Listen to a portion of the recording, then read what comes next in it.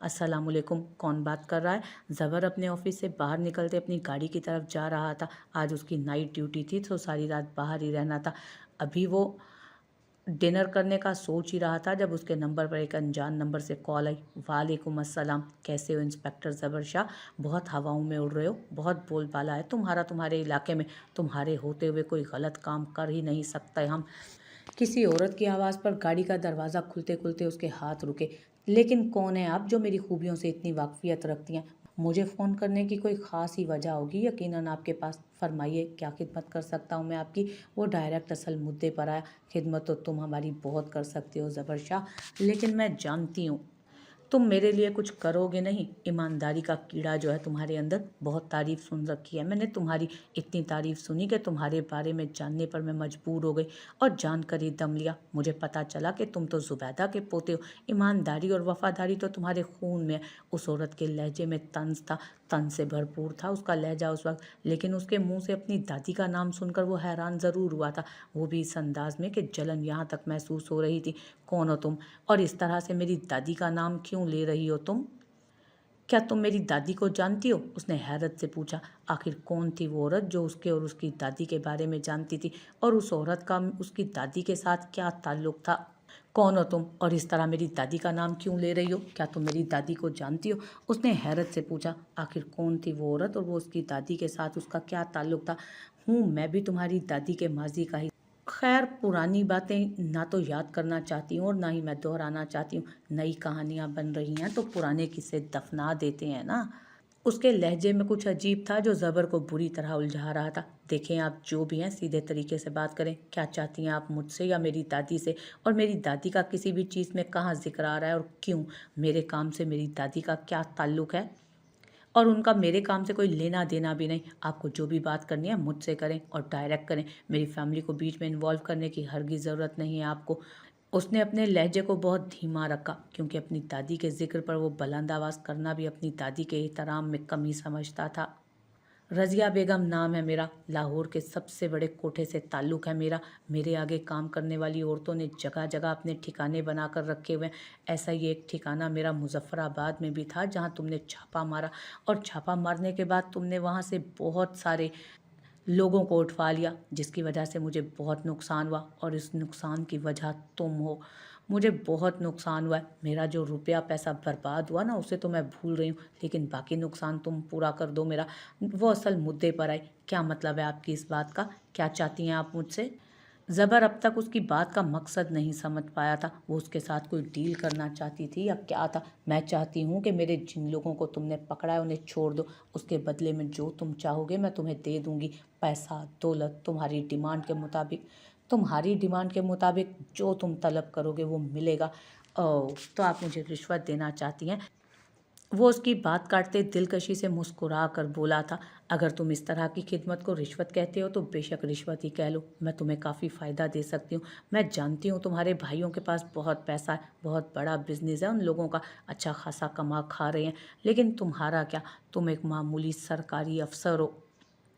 सरकारी नौकरी करते हो ना, तो इस नौकरी से क्या हासिल कर लोगे तुम? मैं तुम्हें बहुत कुछ दे सकती हूँ, और बदले में मेरी डिमांड भी ज़्यादा बड़ी नहीं। वो उसे लालच देते हुए बोली। अच्छा, सही सही। वैसे क्या कहा आपने? लाहौर की रहने वाली हैं आप? वैसे मेरी अगली नज़र लाहौर पर ही है। ध्यान रखिएगा कहीं इस बुढ़ापे में आपकी हड्डियाँ ना चटक जाए। आप जैसों को ही आपके अंजाम तक पहुंचाने के लिए लाहौर आने का इरादा रखता हूं मैं। बहुत जल्द लाहौर में मुलाकात होगी आपसे।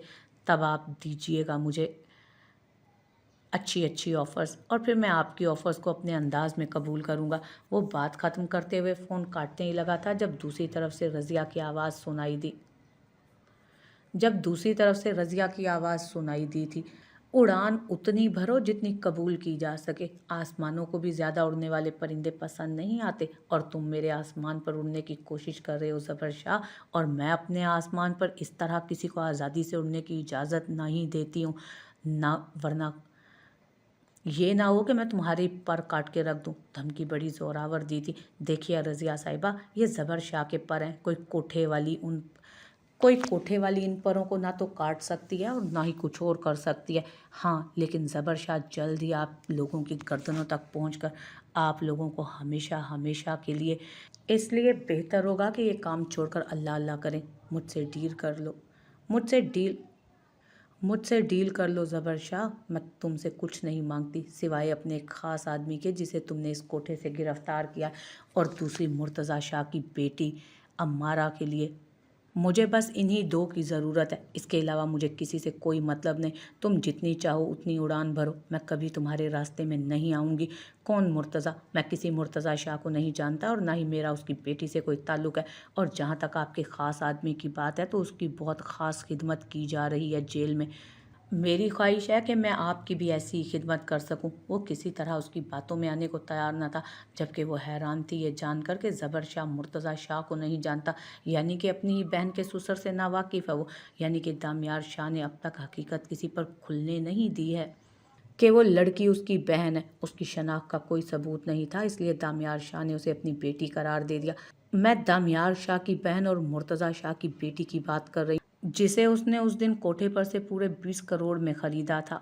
زبر شاہ، لگتا ہے تمہیں تو اس بارے میں کچھ بھی نہیں معلوم۔ کوئی بات نہیں، میں بتا دیتی ہوں۔ تمہاری دادی کا ایک اور بیٹا بھی ہے، مرتضی شاہ، جس کی ایک بیٹی بے شناخت ہے۔ اس کو تمہاری دادی کے بیٹے نے اپنا نام نہیں دیا، بلکہ نام دینے سے پہلے ہی وہ دنیا سے رخصت ہو گیا۔ آج کل تمہارا بہنوئی اسی کو بغل میں دبائے گھوم رہا ہے، اس کی جان بچانے کی کوشش کر رہا ہے، لیکن جب تک وہ مر نہ جائے تب تک رضیہ بیگم کو سکون نہیں ملے گا۔ مرتضی شاہ اور اس کے باپ نے رضیہ بیگم کی ساری زندگی تباہ کی ہے، جس میں تمہاری زبیدہ دادی کا بھی ہاتھ ہے۔ ویسے تو تمہاری دادی جلد ہی بیچ میں سے نکل گئی، لیکن پھر بھی میری زندگی برباد کرنے میں اس نے بھی کوئی کسر نہیں چھوڑی تھی۔ نہ تو وہ مرتضی شاہ کو پیدا کرتی اور نہ ہی اسے ساری زندگی مظہر شاہ کے حوالے کر کے دوسری شادی کرتی، اور نہ ہی مرتضی شاہ کی وجہ سے مظہر شاہ کا دھیان مجھ پر سے ہٹتا۔ آج میں عیش کر رہی ہوتی، عزت کی زندگی گزار رہی ہوتی۔ تمہاری دادی کو بھی تو سکون نہیں تھا نا؟ مرتضی شاہ کے لیے کسی طرح کا کوئی سٹیپ لیا ہی نہیں۔ خیر، پھر مرتضی شاہ جوانی میں ہی دنیا سے دور ہو گیا، اور اب تم بھی۔ مجھے دھمکیاں دینے سے بہتر ہے تم نہ اپنے یہ سارے الٹے سیدھے کام چھوڑ کر اللہ اللہ کرو۔ عمر ہو گئی ہے تمہاری رضیہ بیگم، اس عمر میں اس طرح کے کام نہیں کیے جاتے۔ کیوں اپنی آخرت بگاڑ رہی ہو؟ تمہارے آدمی کی خدمت میں بہت اچھے طریقے سے کر رہا ہوں۔ جب تک زبر شاہ اس تھانے میں انسپیکٹر ہے نا، تب تک تمہارا خاص آدمی یہاں سے چھوٹ نہیں سکتا۔ اور اپنی گردن کی سلامتی کی دعائیں مانگو، کیونکہ اب میرا ہاتھ تمہاری گردن تک آنے کے لیے بےتاب ہو رہا ہے۔ باقی مظہر شاہ کے ساتھ تمہارا کیا سین چل رہا تھا اس کو جاننے میں مجھے کوئی دلچسپی نہیں، ہاں، لیکن اس بات کے لیے میں تمہارا شکر گزار ہوں کہ تم نے مجھے یہ بتا دیا کہ وہ لڑکی دامیار کی بیٹی نہیں بلکہ اس کی بہن ہے، ورنہ اس غلط فہمی میں اپنا کوئی نقصان کر بیٹھتا۔ اس نے فون بند کرتے ہوئے کہا تھا، جبکہ رضیہ بیگم کو اس کی بات سمجھ نہیں آئی تھی۔ وہ فون جیب میں رکھتا گاڑی سٹارٹ کر چکا تھا جب اچانک ہی گاڑی کے سامنے ایک بڑا سا ٹرک آیا تھا۔ اپنی گاڑی کنٹرول کرتے اس نے غصے سے ٹرک ڈرائیور کو دیکھا، جب اسے محسوس ہوا کہ پیچھے کی طرف سے کوئی اور اس کی گاڑی کو ہٹ کرنے کے لیے آ رہا ہے۔ رضیہ بیگم کی دھمکیاں اسے فوراً سمجھ آ چکی تھی۔ اس نے اپنی گاڑی سٹارٹ کرتے ہوئے سپیڈ تیز کرنے کی کوشش کی ہی تھی جب گاڑی سے نکلنے والے 4-5 لوگ اس کی گاڑی پر گولیوں کی بوچھاڑ کرنے لگے تھے۔ اس نے اپنی گاڑی فل سپیڈ پر آگے بڑھا دی تھی، گاڑی روکنے کا مطلب خود موت کو گلے لگانا، جو وہ نہیں کرنے والا تھا۔ زبر شاہ نے زندگی میں کبھی گیو اپ نہیں سیکھا تھا۔ اس نے گاڑی کی سپیڈ فل کرتے ہوئے اس جگہ کو چھوڑ دیا جہاں اس کی جان کی دشمن بنے وہ لوگ موجود تھے۔ اس کے بازو پر گولی آ کر لگی تو خون کا فوارہ نکلنے لگا۔ اس کی گاڑی کا شیشہ چکنا چور ہو چکا تھا۔ اس نے گاڑی کی سپیڈ مزید تیز کر دی اور تیزی سے واپس پولیس اسٹیشن کی طرف آیا۔ آگے جاتے ہوئے پیچھے سے فائرنگ بند ہو گئی تھی، یعنی کہ پولیس اسٹیشن کی طرف آنے کی وجہ سے اس کی گاڑی کو تیزی سے آتے دیکھ انسپیکٹر جو کہیں جانے کی تیاری کر رہا تھا تیزی سے وہاں پر آیا۔ اس نے زخمی حالت میں اسے دیکھ کر فوراً ایمبولینس بلوائی۔ لاہور سے اٹھا کر لاؤ اس رضیہ نامی بلا کو، میں تو دیکھوں کتنا دم ہے اس میں، وہ غصے سے بولا تھا۔ وقتی طور پر درد کی شدت وہ محسوس نہیں کر سکا تھا، لیکن اسے ایک نہیں 3 گولیاں لگی تھیں، 2 بازو پر اور ایک کندھے کے بیچ، جس کی وجہ سے اس کا بایاں بازو بری طرح سے کام کرنا چھوڑ چکا تھا اور درد سے اس کی جان نکل رہی تھی۔ زبر، تمہارا حال بہت خراب ہے مجھے لگتا ہے۔ ہاں، میری حالت خراب ہے، میں ہسپتال جا رہا ہوں، اپنا علاج کروا لوں گا۔ خبردار، جو تم نے میرے گھر پر فون کر کے کسی کو بھی بتایا۔ ٹھیک ہوں، میں مرا نہیں جا رہا ہوں، میرے گھر میں کسی کو تنگ مت کرنا۔ वो जाते जाते उसे वार्न करना नहीं भूला था। पिछली दफ़ा भी ज़रा सी गोली लगने पर उसने सीधा उसके भाई को इन्फॉर्म कर दिया था। इंस्पेक्टर ने हाँ में सर हिलाकर उसे यकीन दिलाया कि इस दफ़ा वो ऐसी कोई हरकत नहीं करेगा। वो उठकर दादी के सामने आ खड़ा हुआ तो दादी हैरानगी से उसे देखने लगी थी। वो हर दफ़ा उन्हें नज़रअंदाज कर देता था या फिर इस तरह से उन्हें महसूस करवाता जैसे वो वहाँ है ही नहीं। अक्सर उनके पुकारने पर वो जवाब नहीं देता था, लेकिन आज वो खुद ही उनके उठने का इंतज़ार कर रहा था और उनके सामने आने का इंतज़ार कर रहा था। अच्छा हुआ अम्मी आप बाहर आ गईं। दामियार कब से आपके उठने का इंतज़ार कर रहा था। कोई 10 दफ़ा तो ये आपके बारे में पूछ चुका है। उसामा साहब ने अपनी माँ की तरफ देखते हुए कहा, जबकि उन्होंने बेयकीनी से अपने सामने खड़े दामियार शाह को देखा जो अब तक खामोश था। अरे दामियार बेटा, है खैरियत तो है? तुम मेरा इंतज़ार क्यों कर रहे थे? वो हैरानगी से उससे पूछने लगी। जी जी, सब खैरियत है। वो अभी तक उनके सामने खड़ा यूं ही बोल रहा था, फिर अचानक ना जाने क्या हुआ कि वो उनके गले लग गया था। उसकी ये हरकत इतनी बेसाख्ता थी कि वहाँ मौजूद सभी लोग हैरान रह गए। वो इस तरह से कुछ करने वाला है ये अंदाज़ा तो किसी को भी ना था। दादी तो खुद भी हैरान थी उसकी हरकत पर। मुस्कुराकर उसके गिर्द वो अपनी बाहें फैला गईं। यही तो उनकी खासियत थी। बेशक दामियार ने उन्हें तकलीफ़ पहुंचाई थी, बहुत दुख दिया था, लेकिन फिर भी वो उनका पोता था, उनकी पहली औलाद का बच्चा था। बेशक उन्हें अपने बाकी बच्चे भी बेहद अजीज़ थे, लेकिन जो मोहब्बत उन्होंने मुर्तज़ा से की थी वो उनसे नहीं कर सकी थी, क्योंकि मुर्तज़ा उनसे बहुत दूर रहा था। वो चाहकर भी उसे अपनी ममता नहीं दिखा सकी थी और दामियार से उन्हें अपने मुर्तज़ा की ही खुशबू आया करती थी। उन्होंने दामियार के गिर्द अपनी ज़ईफ़ बाहों का हिसार बनाए रखा था, जबकि इतनी देर गुजर जाने के बाद भी वो पीछे ना हटा। लेकिन थोड़ी देर के बाद उन्होंने अपना कंधा भीगते हुए महसूस किया तो बेचैन हो गई। दामियार बेटा, तुम ठीक तो हो ना? मेरे बच्चे, तुम रो क्यों रहे हो? उन्होंने बेकरारी से उसे पुकार कर खुद से अलग किया तो वो मुजस्मा गरूर अचानक ही उनके कदमों में गिरा। दामियार दामियार बेटा, तुम ठीक तो हो ना? उसे अचानक ज़मीन पर गिरते देखकर वो पीछे हटते हुए उसके साथ बैठने लगी, जबकि अचानक ही दामियार बिलक बिलक कर रोने लगा था।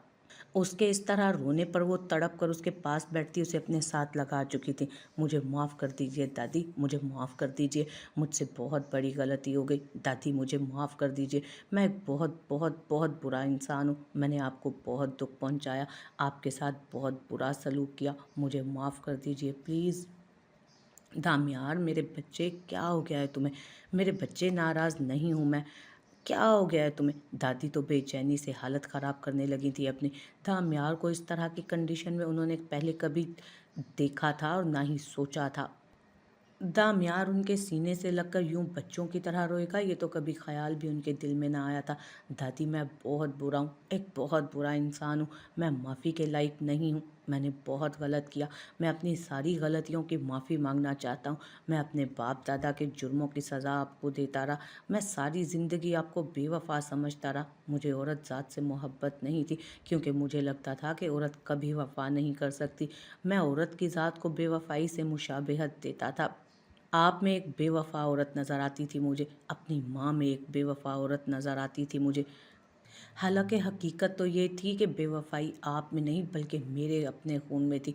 मेरा बाप कोठे से एक औरत तो ले आया, लेकिन कभी उसके दुःख, उसकी तकलीफ़ को समझने की कोशिश ना की, उसके माज़ी को सुलझाने की कोशिश नहीं की। वो मेरे दादा, वो आपके गुनहगार थे, उनके लिए मैं कुछ नहीं कहूँगा, लेकिन काश काश वो ये गलतियाँ ना करते तो आज उनकी नस्ल संवर जाती। दादी मुझे माफ़ कर दें। मैंने हमेशा अपने बाप दादा को सही समझा और आपको गलत, लेकिन अब मुझे एहसास हुआ है कि गलत वो लोग थे, आप नहीं।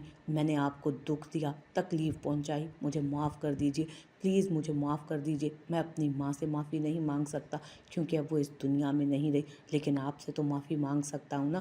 प्लीज़ मुझे माफ़ कर दीजिए। वो उनके सीने लगा रोते हुए बोल रहा था, जबकि ईज़ा उसकी हालत देखकर रोने लगी, जबकि शनाया की भी आंखों में आंसू थे, वो भी आंसू बहा रही थी। वहीं ज़ोरिश हैरान सी बारिक के साथ खड़ी थी। अरूज को इस सिचुएशन से कोई लेना देना ना था और वो ना ही इन चीज़ों को समझती थी। हाँ, लेकिन दादी को रोते देख उसे भी तकलीफ़ हो रही थी। दामियार के साथ उनका काफ़ी गहरा ताल्लुक था। हाँ, वो उनका पहला पोता था जिससे वो बेइंतहा मोहब्बत करती थी, और आज इतने सालों के बाद उन्हें उनका पोता मिल गया था और इस दफ़ा उसके दिल में कोई खोट नहीं थी, बल्कि वो अपना दिल उनकी तरफ से साफ करके उनकी तरफ कदम बढ़ा रहा था और ये बहुत बड़ी बात थी। बस मेरा बच्चा, अब रोना बंद कर दो, अब तुम एक भी आंसू और नहीं बहाओगे। मुझे तुमसे कोई शिकवा, कोई शिकायत नहीं। जो हो गया सो हो गया, अंत भला तो सब कुछ भला। मुझे मेरा पोता मिल गया, मुझे और कुछ नहीं चाहिए, कुछ भी नहीं चाहिए मुझे, बस मेरा पोता चाहिए। वो उसे खुद से लगाए हुए बोल रही थी, जबकि बारिक ने आगे बढ़ते हुए दामियार के कंधे पर हाथ रखा। उसे अंदाज़ा नहीं था कि उसे कभी इस तरह की सिचुएशन का भी सामना करना पड़ेगा, जहां दामियार टूट बिखर कर उनके सामने होगा और वो सहारा देगा उसे। उठो दामियार, मेरे साथ आओ, वो उसे सहारा देते हुए बोला था। तो शहीर भी उसकी मदद करने के लिए, उसको उठाने के लिए आगे बढ़ा था। उन दोनों ने मिलकर उसे सहारा देते हुए सोफे पर बिठाया था। जब दादी भी उसके साथ ही आकर बैठ गई, दादी आपने मुझे माफ़ कर दिया ना? उसने एक दफ़ा फिर से उससे पूछा। तो दादी ने अपनी बाहें उसके गिर्द फैलाते उसे अपने सीने में छुपा लिया, जबकि ईज़ा उसके पास आकर बैठ गई थी। क्या अच्छे खासे माहौल को इमोशनल माहौल बना दिया आप लोगों ने। अरूज, जोरिश, तुम दोनों खाना लगाओ, मुझे तो भूख लगी है। बाबा ने उन दोनों को देखते माहौल का तनाव कम करने की कोशिश की, जबकि वो लोग फ़ौरन हाँ में सर हिलाती वहाँ से उठकर खाना लगाने लगी थी। फ़ौरन